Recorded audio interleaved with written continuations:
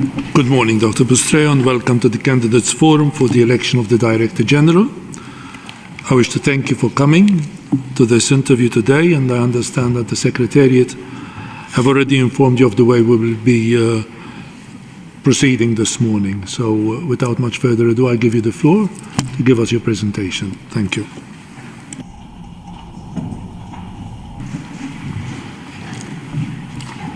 Thank you very much, Mr. Chairperson. Good morning, distinguished members of the delegation, ladies and gentlemen, distinguished colleagues, friends, staff of this organization I love so much, and members of the public that for the first time in this historic selection are seeing us through the webcast and the social media that are transmitted throughout the world. I really welcome this new process that establishes steps towards the greater transparency on the selection of the Director General of the World Health Organization.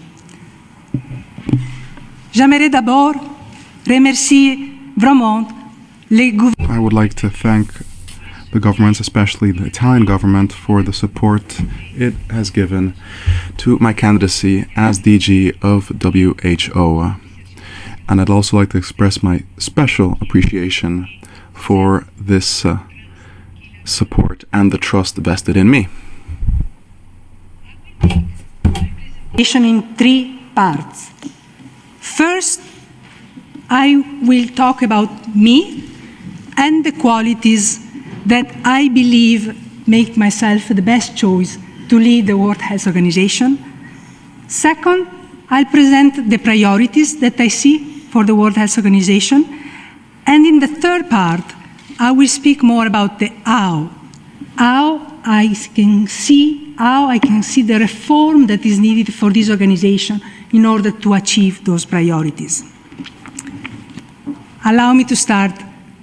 Why me? Many of you that I've met in this discussion leading up to this forum have asked this question. I would maintain to you that I have the character, the capacity, and the courage to be the next Director General of the World Health Organization. Allow me to expand on the character. This is a character that I started forming in a small town in Italy called Padua, where I was the first in my family to go through medical university, have a medical degree, and that was not straightforward. I was not straightforward because I was a woman, because I had other siblings that could have access to university, and also was not straightforward because I'm coming from the people. I come from a common family. So I had to forge my character to have this education that I'm so thankful for now. That character was also forged in my initial work as a volunteer with vulnerable people, refugees in the Balkans during the war that led to the disintegration of the former Yugoslavia. Seeing women, men, and children driven from their home and the suffering that that war produced in my neighbor country. But also, the character was forged by the unique opportunity I had to work within the World Health Organization in the 5 continents that this organization has.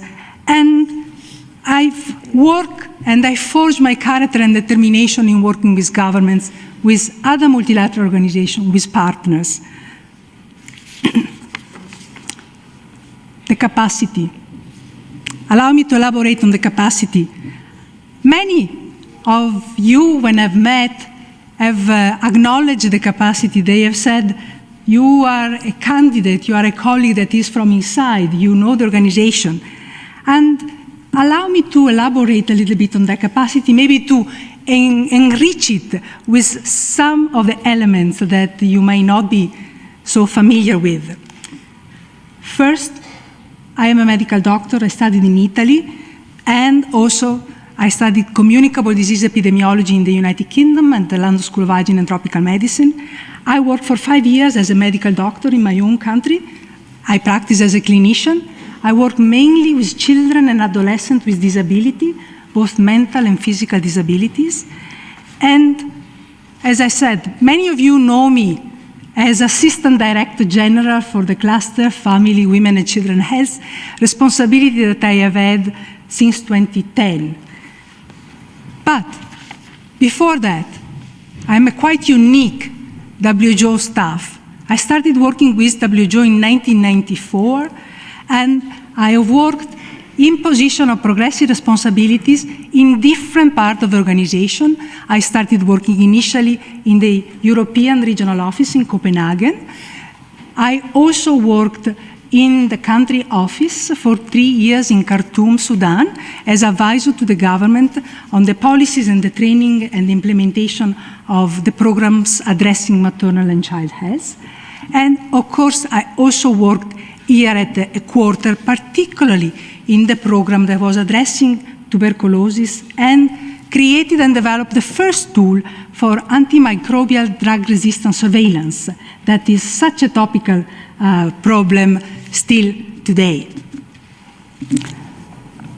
What you may not have seen in this career is the years that I've spent outside the organization. And I want to stress that because I'm hearing that some of you are asking, is it advantageous to have somebody that is from inside?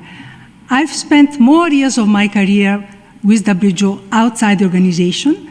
During the tenure of Dr. Brundtland, such an inspiring Director General, I was seconded by the World Health Organization to the World Bank, and I worked for 6 years in Washington at the headquarters of the bank to influence the financing that the bank was providing to countries, particularly low and middle income countries, on issues of health, women and children health, on issue of equity, poverty, and that experience was extremely rich and allowed me to work in many, many countries. For example, addressing the financial crisis in Argentina at the time in 22, to try and maintain the support, the financial support for health in time of crisis in countries like Bangladesh, addressing what's the role of the private sector and the non-state actor in improving health, and countries like Senegal, looking at the nutrition programs at the community level. How can the community actor empower women, and how can empower women really drive successful health and nutrition for their families? I think most of you also know that in addition to the experience at the bank, I was maybe a challenger, I could say so. In 2003, when the world was not seeing the progress that was required in the Millennium Development Goal 4 and 5 to reduce maternal and child mortality goal, it was felt that it was needed to do something different, that the world was needing to change the situation. And both WHO and the bank, they asked me and they placed me to create what then became the Partnership for Maternal, Newborn and Child Health. And that was an exercise to mobilize collective action of partners that currently we have a partnership that has 800 partners. It's one of the largest partnerships in health, hosted here at the World Health Organization. And I had the pleasure to evolve it, let it grow, work with it, create, reach out to new constituencies, such as, for example, we just included young people as a constituency in the partnership. We also included members of parliament that can contribute their rich experience. And I served that partnership as a deputy director, as a director, and then I also had the pleasure and opportunity to serve that partnership as a vice chair, together with Ms. Michelle. So I'm elaborating on these aspects because these years have forged my capacity to look at how can health be prioritized and how can actors in health contribute to the quest that we collectively have. And I have had an opportunity during this time that I've been with WHO to also be the vice chair of Gavi. I know during this discussion many of my colleagues have mentioned Gavi, and how Gavi is looked upon an example of a successful partnership that is enabling countries to access vaccine for the most needed.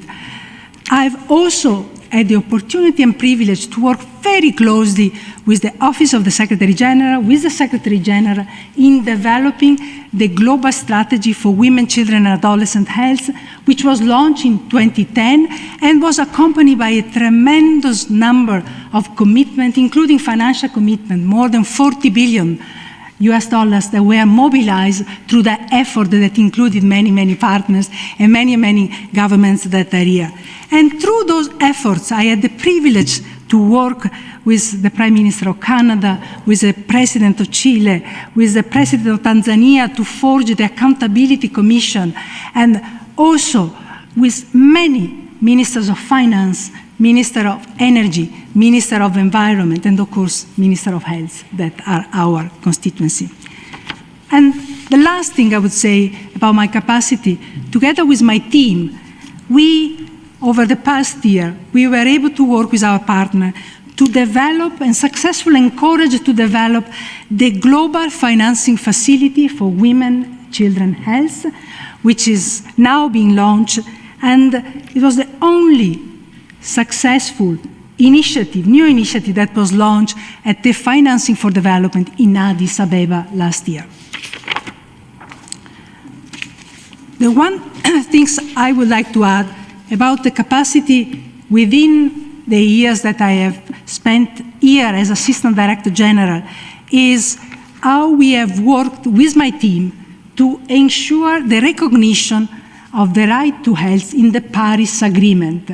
This was a quite significant challenge to have this recognized in the Paris Treaty and ensure that the nationally determined contribution that countries are now preparing to respond to the impact of climate change actually include health. That was a significant achievement. I talked about character, I talked about capacity, but I also want to talk about courage. I believe this is an organization that requires at the helm somebody with courage. And I have demonstrated courage by working and living in places of conflict. I mentioned Sarajevo. I would like to mention Baghdad in the aftermath of the first Gulf War. I've lived in places like Khartoum, where internally displaced people were the majority that was not served by the government and was living in abject poverty. And we fought to have health services provided to these internally displaced people. And I have had the courage over this year to really stand up for the rights and the quality of women. I know many of you have heard me speak up on these issues here at the World Health Organization, at the Human Rights Council, in many fora that I have been able to access. So these three qualities will continue to guide me as the Director General of the World Health Organization and in fulfilling the responsibility that that position entails.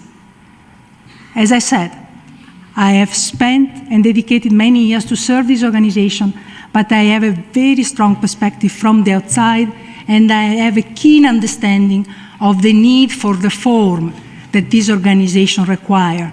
This is an important time we live in history where we have been faced by threat, health emergency that clearly have challenged the capacity and the response of this organization. And I'm acutely aware that we need to tackle this with strong determination and courage. I would like to move to the second part of my presentation, Mr. Chairman, where I will highlight briefly, because you all will have seen and will have received more documents and more details, but we'd like to highlight briefly the priorities I see in the vision of the organization. Number one, I believe we live in an opportunity in a time where it's so opportune to have health at the center of the Sustainable Development Goals.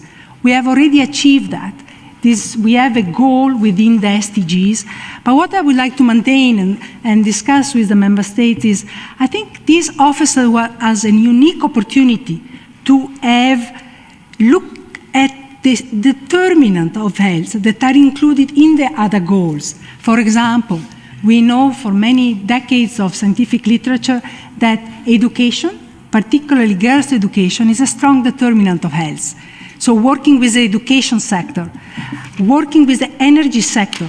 I already alluded at the Paris Agreement, and I will say a few more words later.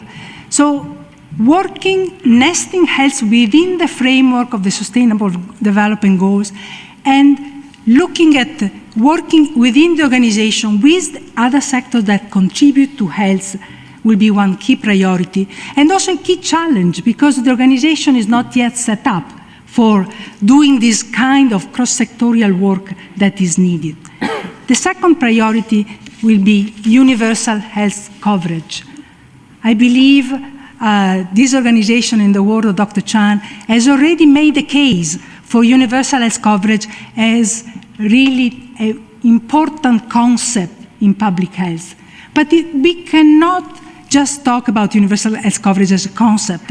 What I want to drive is an extension of that coverage, particularly to the one left behind, and also looking at an extension of the coverage with those services that are currently not available in many parts of the world, particularly those services that are important for non-communicable diseases. We can build on the strengths and successes that we have had in addressing HIV/AIDS, TB, and malaria, the coverage of services that we have had for reducing maternal and child deaths, antenatal coverage, more than 80% coverage, immunization coverage, in many countries more than 80%. But we need to extend that coverage to other services that will address non-communicable diseases, that will address cancer, that will address the epidemic of tobacco. So extension of those services, to me, will be a key priority.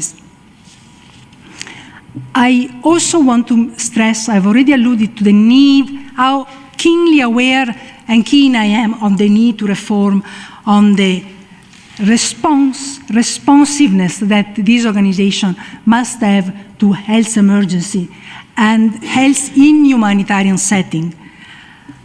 I believe here we really need to listen very carefully to the evaluation that have come, listen and aggressively pursue the reform that we have put in place, continue to have independent evaluation that give us feedback. Are we getting fit for the purpose? Are we changing our model of response? And is the organization recover the trust and confidence that is required to lead a response in emergencies? And here I believe it's very important, number one, to strengthen the role of international health regulation, to strengthen the surveillance capacity that this organization has in order to detect the new threat that might appear in countries, and also really to look at a coordinated response that is driven across the three levels of the organization that are so crucially important.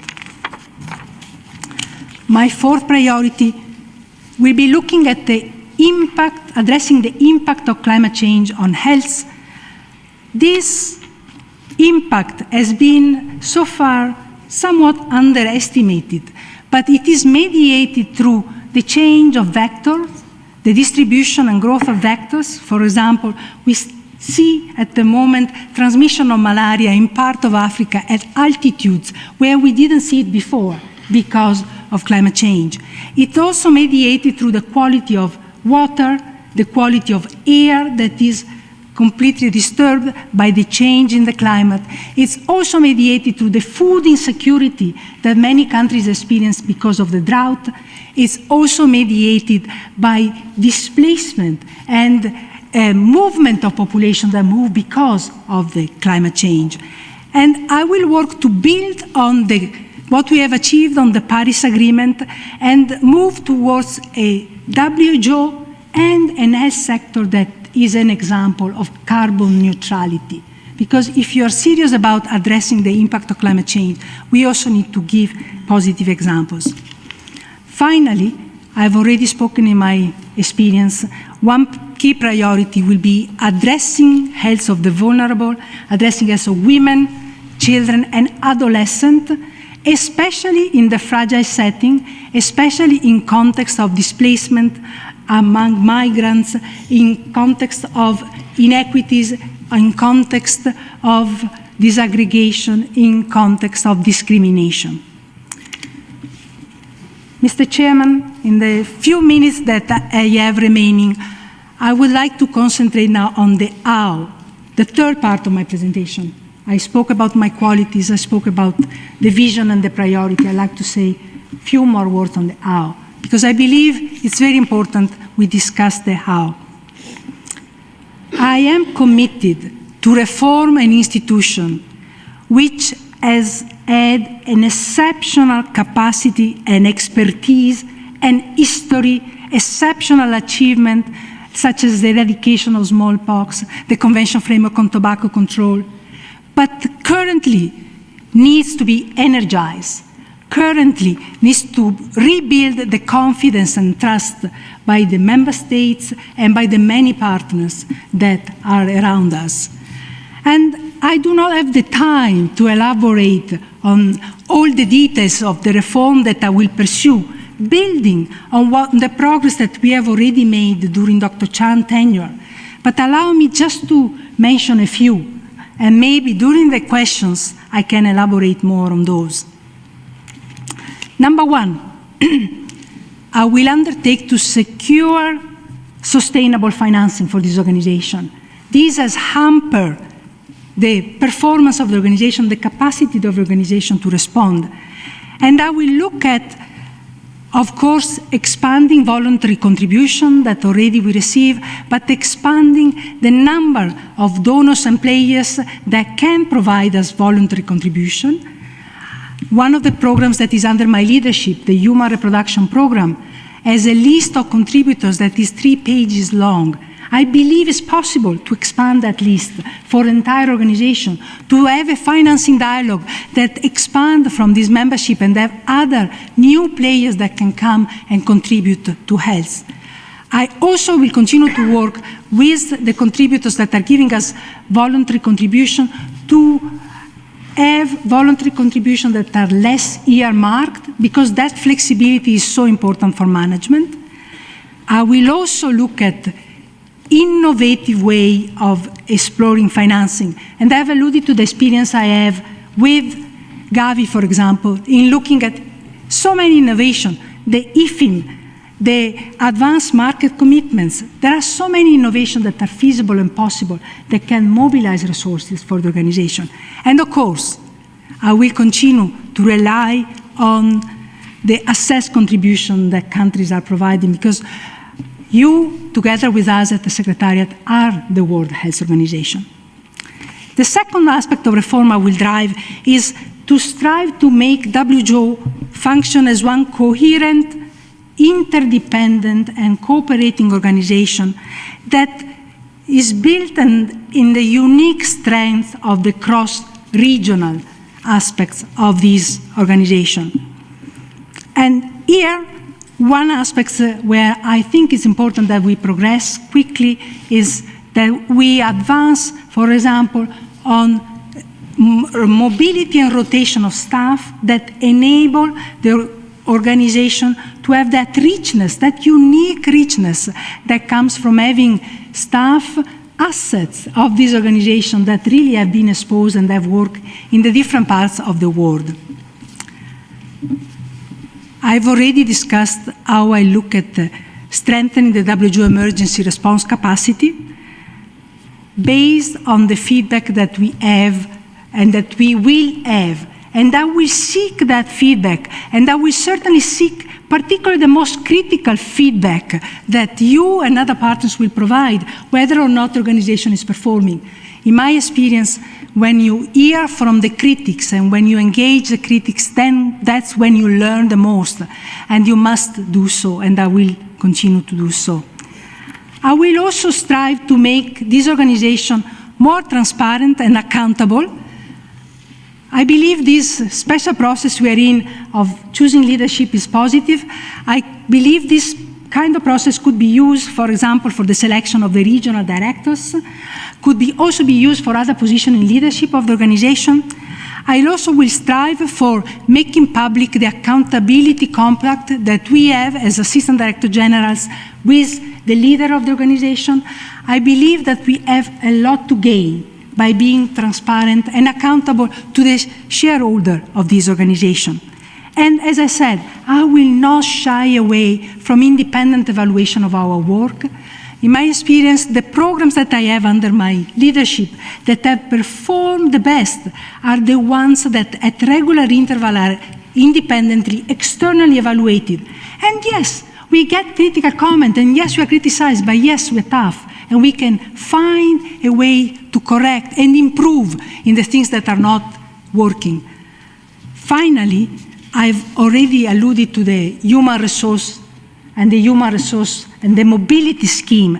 But I think there is an urgent need in this organization to attract the best talents. This organization has to have the best talent, the best mind, the best experience that work within the Secretariat with you. And also, I am aware that it has, at this moment, as I said, a deficit of enthusiasm. So I will strive, for example, for engaging with young people, young staff, bringing them in very conscious of the gender diversity, very conscious of the regional diversity, to enrich the talent and asset that we currently have. In conclusion, Mr. Chairperson, distinguished delegate, I have summarized my vision with 5 words that have a lot of meaning in global health. And let me enumerate them. Equity, leave no one behind. That's a tenet of the Sustainable Development Goal. Rights. This is an organization that in its constitution has the right to health, and I believe the right to health for everyone, and including the people that are furthest behind, is very important.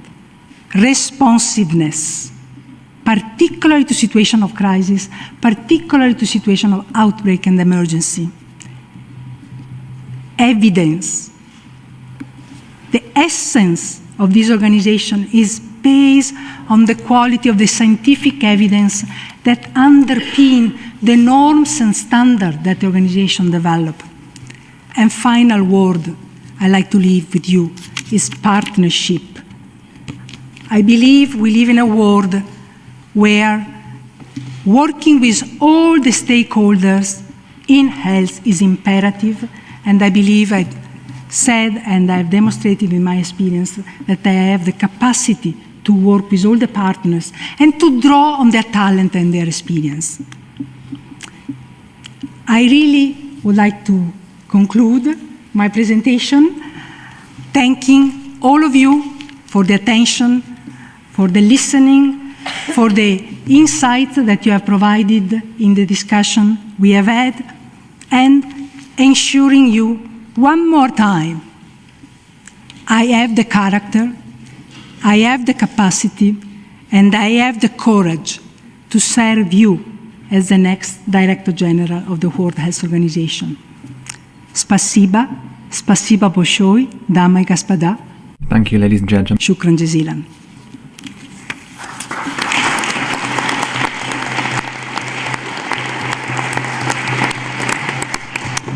Thank you, Dr. Bustreo. So we shall now proceed to the question and answer part of the interview. As we have done in previous sessions, I will ask member states wishing to ask Dr. Bustreo questions to put their yellow token into the respective region's bag, and in the meantime I will draw up the sequence of the regions. 0,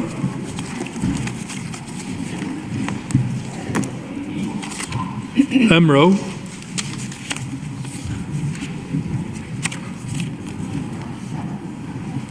American, Euro,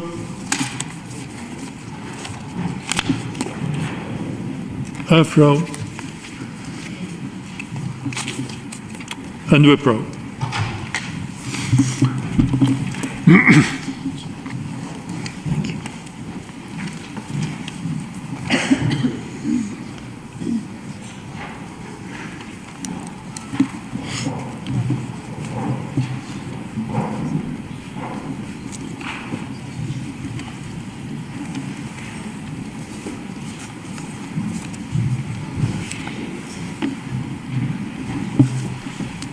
Have all member states wishing to ask a question put their token in?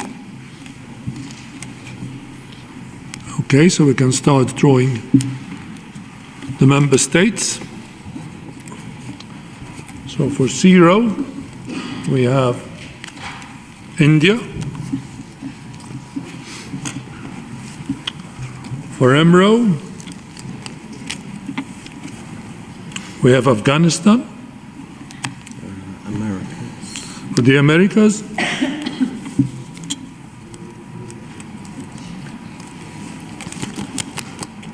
we have Guatemala. For Euro, we have the Russian Federation. Afro? For Afro,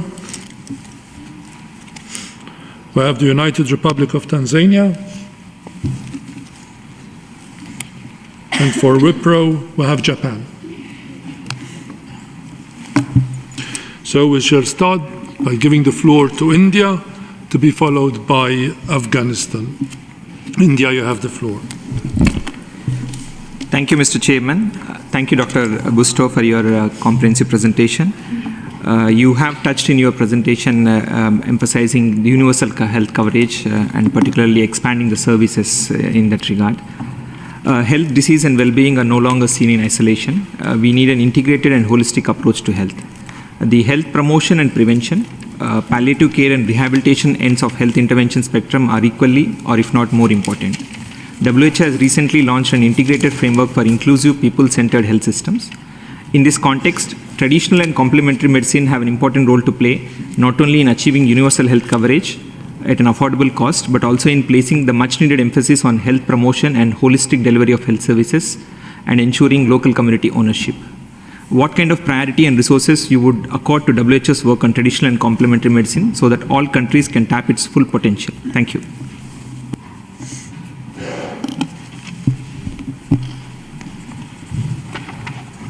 Yes. Thank you. Thank you very much for that important question. When I spoke about universal health coverage, one important aspect is the health system is very dependent on the country context and the country situation. So when you look at what kind of services and what kind of prevention measures that are required and important in each given countries, this is a journey and this is an experience that countries have the national authority and the sovereignty to determine. What we from the World Health Organization collectively, in terms of collective action, we can design is looking at what's the evidence that we have for policy that best work and that can enhance health of the people. And coming to your question on traditional medicine, what I would strive for is working with countries, not just India, but many other countries, China and many other parts of the world that have a vast experience and knowledge of traditional medicine, building and working with them to build what's the scientific evidence that the traditional medicine approach is improving health of the people, and hence, what are the policies that country can deploy and can decide upon, and what are the investments that are required in this space.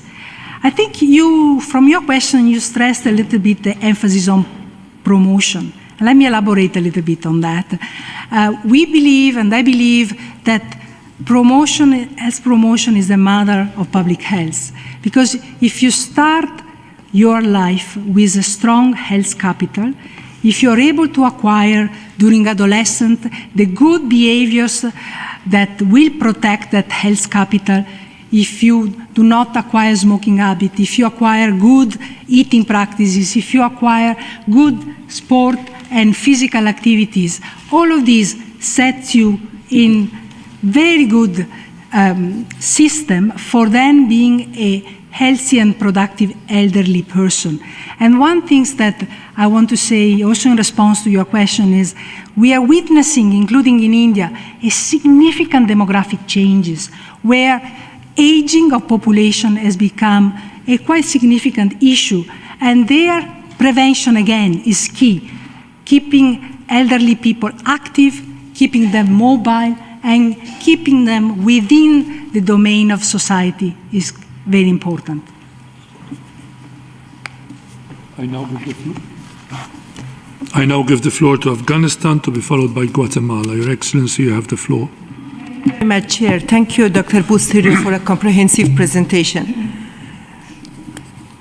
We have an unfinished agenda from MDGs, especially child mortality and maternal mortality. And in a number of countries where we have high maternal mortality and child mortality, especially in sub-Saharan Africa and Southeast Asia, including the region that I'm coming from, we have states that are either in chronic conflict, or they are in unstable situation, or they are defined as fragile states. So they are confounded with a number of challenges. They are really hardcore challenges: insecurity, humanitarian crisis, falling health systems. My question to you is, what do you do differently in those countries? IHR is not enough. IHR is one element for outbreak and disease detection. But I would like to hear, beyond IHR, in terms of responding to maternal, child, and family health needs and priorities in those countries. Can you conclude your question, please?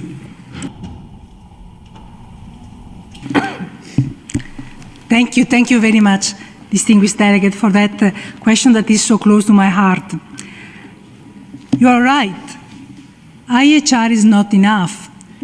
In those settings you mentioned, where I worked and I'm familiar, what is very important and has been missing is immediate response and being very proactive. Let me give you some example. If we know that there are attacks, that there is foreseen displacement of people, we need to operate within the UN system with our partners immediately to provide, for example, the vaccination that we know those children that will be displaced will not have. So we need to be very proactive in even strengthening the response even before the displacement has happened. I also believe that in those settings, it's not enough what the response that can be deployed from Geneva or even from Cairo or even from Washington, D.C., the headquarters of the region organization. In those settings, it's very important that people that are working in the country offices with you have the capacity and the skills to address. When I was working in Sudan, I had to handle the meningitis outbreak that was across the belt of sub-Saharan Africa. So you need to have the capacity at your side that enable that response to be timely. And that's where I think we need to put a lot of strength and a lot of emphasis. I now give the floor to Guatemala, to be followed by the Russian Federation. Guatemala, you have the floor. Gracias, doctora Bustreo. Thank you, Doctor, for your presentation. In the agenda of the EB, the issue of drugs has been addressed. The General Assembly of the UN will address this issue, and a political declaration will address its public health dimension.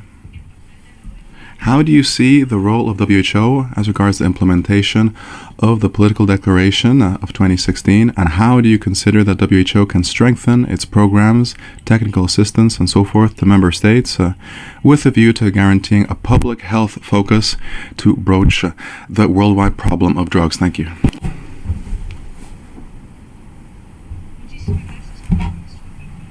Thank you very much for your question. The problem of drugs is a challenge for WHO.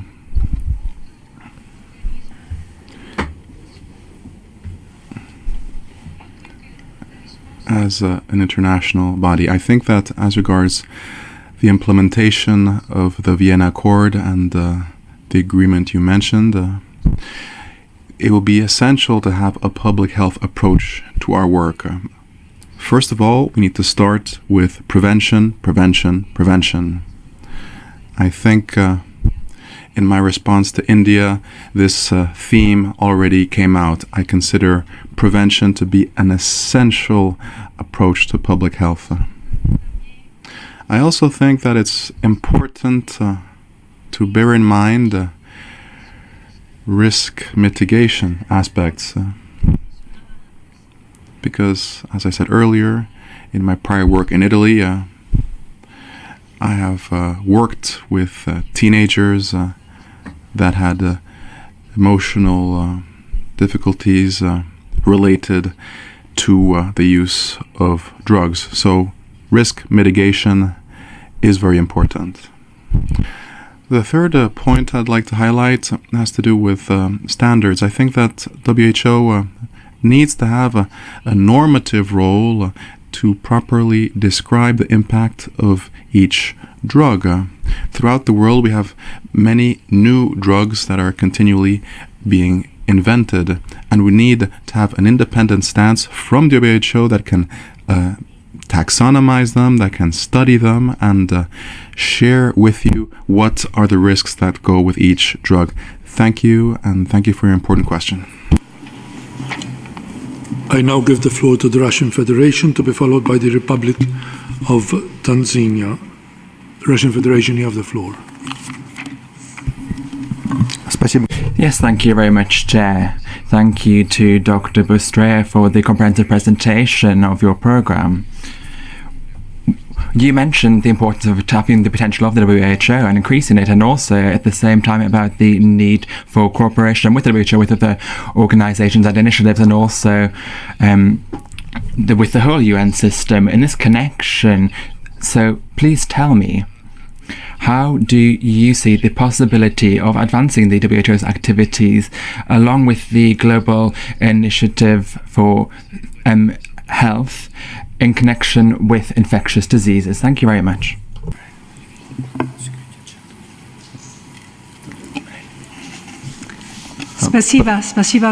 Thank you very much. Thank you for this question. I will not be able to answer you in Russian, but I will answer the question. A little correction. I was told that some of my question wasn't translated properly. The question was, how can we promote the global health security agenda, and how can we connect it with the WHO's activities in connection with the fight against infectious diseases? Okay. Thank you, Russian Federation. Thank you. Thank you very much for that important question concerning global health security. I believe it is important that the World Health Organization work with its partners. I refer to partnership as one of the key aspects of my vision, and very much so particularly with the other members of the family, of the UN family. And here I think when we look at the global health security aspect, we need to look at aspects that relate to, do we have availability of drugs that are, and vaccines that are able to treat and prevent the diseases, particularly the new threats, as we were found off guard, for example, in the response to Ebola. It became very apparent why was Ebola such a devastating outbreak, because we did not then have vaccines and treatment available. And in the space of 1 year, the team that I led together with my dear colleagues, Marie-Paul Kini, we were able to move from the phase 1 trial testing Ebola vaccine to now having a vaccine available that can be deployed should there be a new epidemic. So your answer is working with the other members of the UN family is very important in strengthening health security, looking at the availability of drugs, and vaccine, looking at the capacity to detect threats, through surveillance, through way of measuring, through transmitting information with new modality. One thing I like to mention, Mr. Chair, is, for example, the work that we have done together with the ITU, International Telecommunication Union, to look at new and innovative methods of collecting health data and transmitting them. So, in summary, working with the rest of the UN family is extremely important, and I would also maintain, in order to enhance health security, it's also important to work with private sector actors, and I gave you the example of the development of the Ebola vaccine. We would not have been able to carry on that work if we hadn't worked with the companies that had already developed the vaccine up to stage 1. So, in moment of emergency, the organization has a unique convening power that can leverage and can demonstrate the value added. Thank you. I now give the floor to the United Republic of Tanzania, to be followed by Japan. Tanzania, you have the floor. Thank you very much, Chairperson. And I'd also like to thank Dr. Flavia for your presentation. One of your priority areas is universal health coverage. And as you have rightly put it, that is an area which we all have to work on. In your manifesto, you have indicated that you would like to expand the definition of universal health coverage. We would appreciate to know more. Why do you want to do so?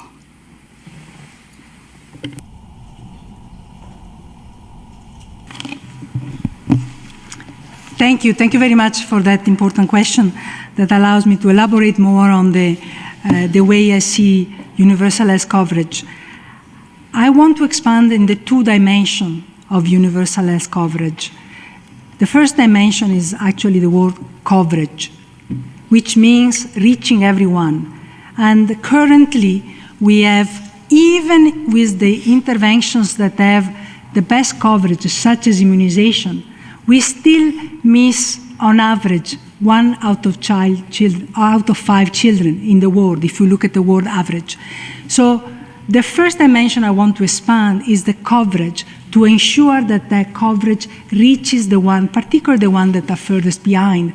And in order to do so, we need to really be able, and you, the countries, need really to be able to identify who is that last child. Where is he or she? And in fact, from the work that we together have done on accountability and information, is that last child very often is a child that is not registered at birth, that does not exist, and that hence does not have any right. So in order to expand the coverage part, we need to put into the system those elements that enable us to understand where is that child, and also the system that enables to reach us, either, for example, in the case of vaccination, with mobile campaigns or with other means of deployment, the reach. So this is the first part, expanding coverage. The second part of expanding universal health coverage, as I alluded briefly on the first part of my presentation, is looking at expanding the kind of services that are currently available. And that as countries develop in their capacity, in their system capacity, in their resources that are available for financing their health system, it's important that they progressively include services that address diseases that are currently not sufficiently addressed. And I gave the example of non-communicable diseases. And maybe let me, just to stay on the theme, use the examples of human papilloma virus vaccine. We now have an HPV vaccine that is available. We have 30 countries that have applied to introduce that vaccine, but that's not the kind of coverage that we have sufficient yet. But we do not have, for cervical cancer, a full public health approach. So we do not have access, in many countries in sub-Saharan Africa, access to cervical cancer screening, that is secondary prevention, and we do not have access, most notably, to treatment of cervical cancer. And this is what First Ladies of Africa have been so loudly claiming and asking us to work, including in the last meeting that we had with them in Addis Ababa. Thank you. I now give the floor to Japan. Japan, you have the floor. Thank you for your presentation. So you have such a long career at the WHO. I would like to ask, how would you summarize what Dr. Chan has achieved in the past 10 years? And what you think should be changed or maintained under the next Director General? Thank you. Thank you very much for the question. I've been asked that question several times. As colleagues have asked, you're part of this administration. What do you see that was achieved? And to some extent also they have asked, what did you contribute? Because maybe for you as member state, not always often easy to see what each of us does and what each of us contribute. So let me start with what I have seen as a positive reform and achievement that were obtained during Dr. Chan's leadership. Number one, I think in the reform of the financing, I think the fact that for the first time, you as member state approved the entire budget of the organization has been an incredible achievement and success. My colleagues here that have worked for the organization long know that in the past, and you know probably maybe, in the past, you used to approve only the part of the budget that is assessed contribution, roughly $1 billion. And the rest were voluntary contributions that would be coming in, and none of you donors had the knowledge and understanding what were those contributions for, and who were they coming from, and what were they achieving. I think this transparency that we have achieved in the areas of financing is a testament of their leadership and their determination to change this. So just to stay with the financing, because you all have just emerged from the financing dialogue, what I still see that is needed, which I will work hard, I do not believe the kind of financing dialogue that we just had in the last day is sufficient to ensure sustainable financing for the organization. I would not propose that you have this financing dialogue every year. I would work with all the donors and the member states to have maybe not a dialogue, because when you're talking about financing, you need to ensure that the resources are committed, and I will look at changing the way that we are mobilizing the resources for financing the organization. So this is one area where I've mentioned an achievement and something that will be needed to be driven with determination, because we are not there yet. So we have finished the regional questions. We will now pool all the tokens and start drawing member states by lot.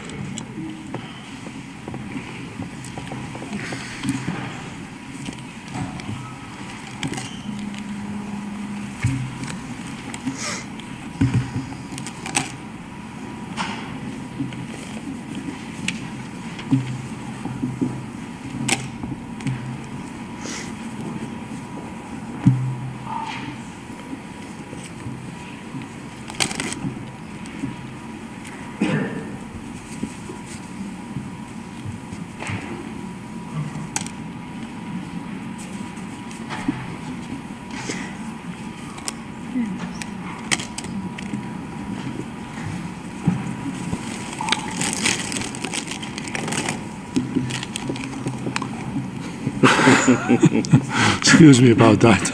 I give the floor to Thailand.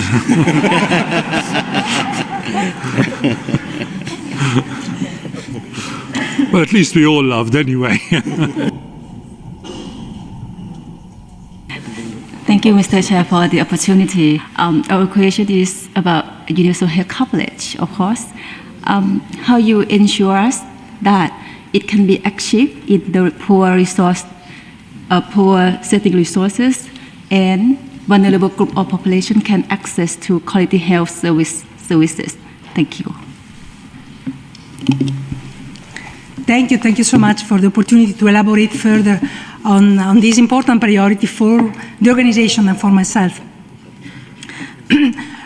When we look at the universal health coverage, it's important to realize and understand that countries that are at difference of health development and health system capacity. So the way I look at how can countries in poor resource setting achieve universal health coverage.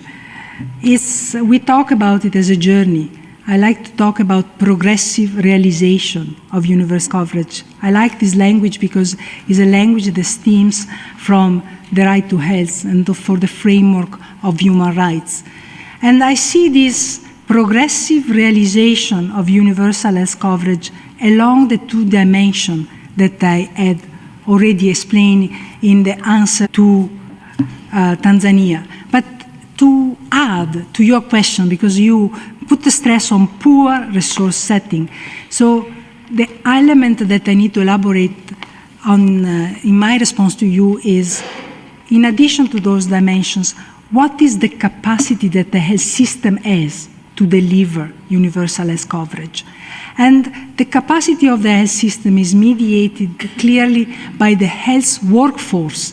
For example, when I talked about expanding the coverage of services for non-communicable diseases, for cancer that currently are not available, do the health workers and the policymakers, do they have the knowledge and the capacity to provide those services? How can countries build progressively that capacity and that workforce, particularly in countries that have poor capacity? The second aspect of the strengthening of the system that is required, and I think it's at the heart of your question, is the financing for the provision of those services. And here again, I like to use the word progressive realization. It's not envisageable that countries that have a certain budget suddenly can jump to an additional budget for health. But what we can do with WHO and with your help, we can work with the decision makers in your countries that are responsible for the health budget, with the parliamentarians, the parliamentary committee that are looking at the health budget and the health law. We look at the financiers, particularly financiers that are coming into countries. In fact, one of the aspects that I wanted to stress in the increased financing for this organization is looking at the financing that comes from countries, from the national and domestic, because that, to me, is a challenge. If you want to reach universal coverage, you have to have the resources to finance it, and you have to progressively grow it. Thank you. Thank you.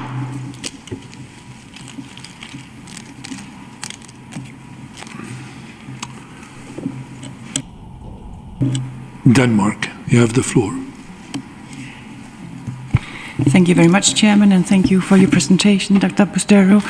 I would like to come back to the issue of right to health. The enjoyment of the highest attainable standard of health for all without discrimination is at the heart of WHO's constitution and also of the work.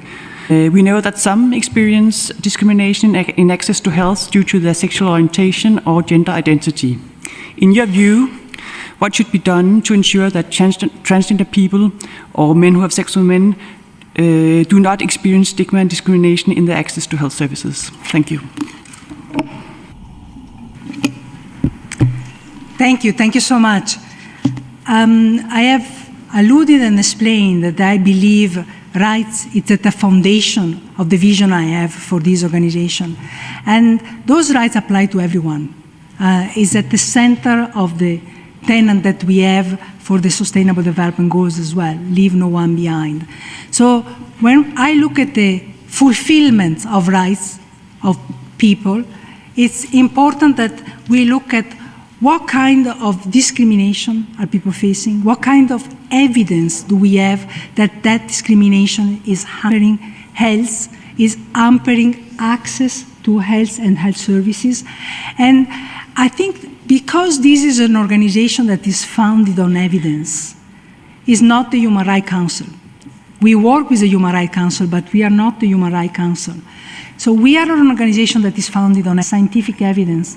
What I would answer you is we need to work, intensify, continue the work that we have already started, particularly in our program on human reproduction that you are familiar with. We consolidate and look at what are the evidence that we have across different countries, across different regions, that discrimination is hampering the fulfillment of that right to health for people of different gender orientation. That would be my starting point. That would be the only way where this organization can engage. It's not a starting point that starts with it. That member states are welcome and are entitled to have at other fora like the Human Rights Council, where I know there is discussion on these issues, but our orientation and the orientation of the World Health Organization will have to be starting from the evidence and the scientific evidence of how discrimination translates into inequities, inequities in access, inequities in health outcomes, and evidence on which policy enable countries to address that in a positive manner. Thank you.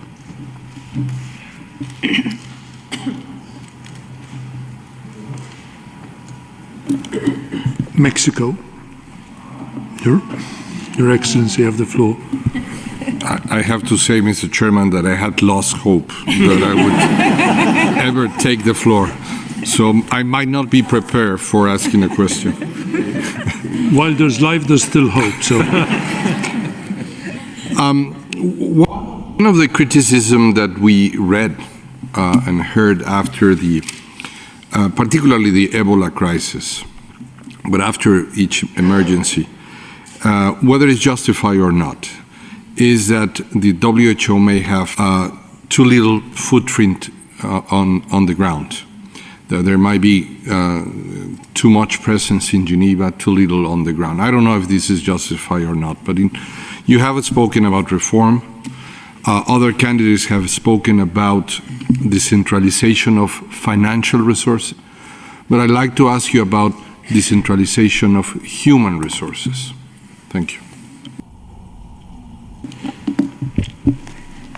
Thank you very much. There is hope at last. I'm glad you were able to ask that question, so I can elaborate on my response to it. I believe the organization has to have a stronger, as you call it, foot on the ground, a strongest presence on the ground. And that is not just in terms of the numbers of staff, but is also the capacity that we have. And here, maybe I can get back on the question also that Japan asked. I believe what Dr. Chan has driven during her tenure has been, for example, to strengthen tremendously the way that we choose the leadership of the country offices, but not enough. So what I explain in terms of having transparent processes for identifying leadership, to me, will be very important also for the leadership of country offices, because that's where the organization face and help is so crucial and so important, particularly in emergency setting and particularly when outbreaks emerge. That is an aspect that I will be looking very carefully. How does the organization identify the leaders that work most closely to you? Number two, I believe that that's another aspect that was positive. The decentralization of budget, the 70% of the budget that is currently to regions and to countries, is a good direction.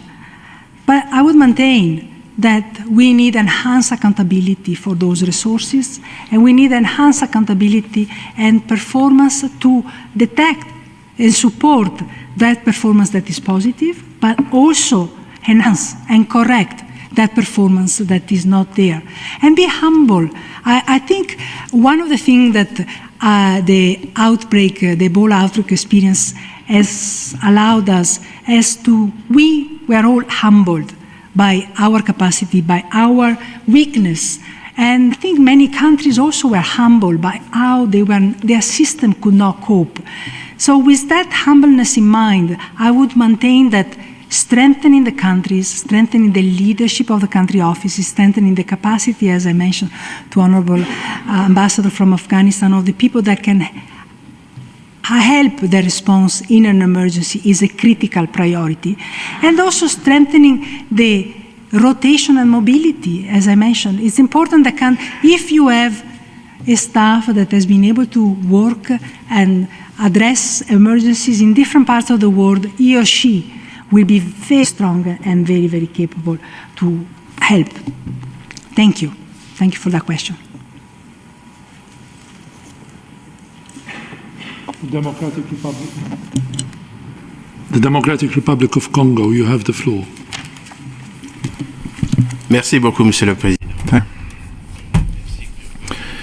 Just like Mexico, we had practically lost hope. However, we are here with the floor. Doctor, we followed with a great deal of interest your presentation, especially the priorities which you numbered. However, we'd like to know the following. The issue of regional representation, is that among your priorities? Because the impression we have is that at the level of the Secretariat, this is a recurring issue, and developing countries are underrepresented. More specifically, African countries are underrepresented. So is this one of your priorities, and how are you going to face this were that to be the case? Thank you. Merci beaucoup pour cette question. Thank you. Thank you very much for that very important question. And it will allow me also to focus on this as a priority. It is a priority of mine to promote diversity in the HR of our organization, also as regards regional representation and also as regards gender representation. I think that this is a source of wealth for the organization that's to be protected, increased, maintained, and exploited to the fullest. So my response is a resounding yes. I will definitely have this HR approach. However, I will also add the following. I have a track record of already having done this in the past. I know that in my team, I am very proud to say that I have somebody that comes from where you are from, that covers the immunization and vaccination program. So I think that I have proof that I'm interested in this focus, that I have the willingness and the will to do it. Thank you. So that brings us to the end. The time allowed for questions and answers, and indeed for the interview, has been exhausted. I would like to thank you, Dr. Bustreo, for being with us today, and I would like to ask the Secretariat to accompany you out of the queue.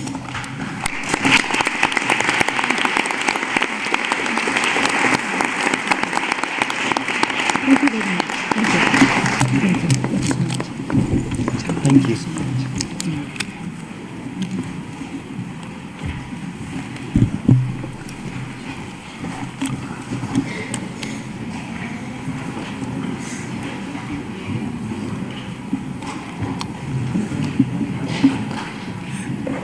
So that brings us to the end of this candidates forum.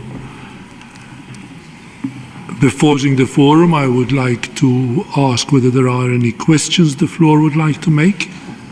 In general, I'm not a candidate, so it's...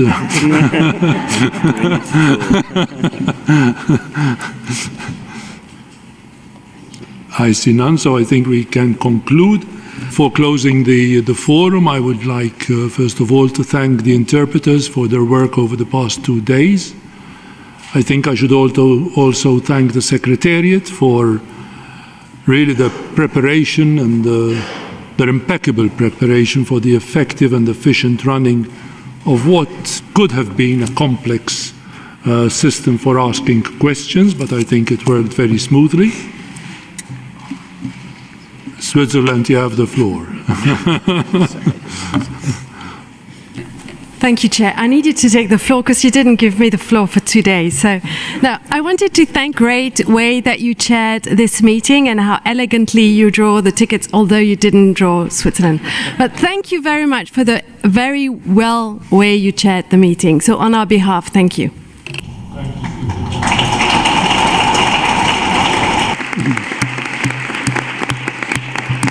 Thank you, Switzerland, and thank you all.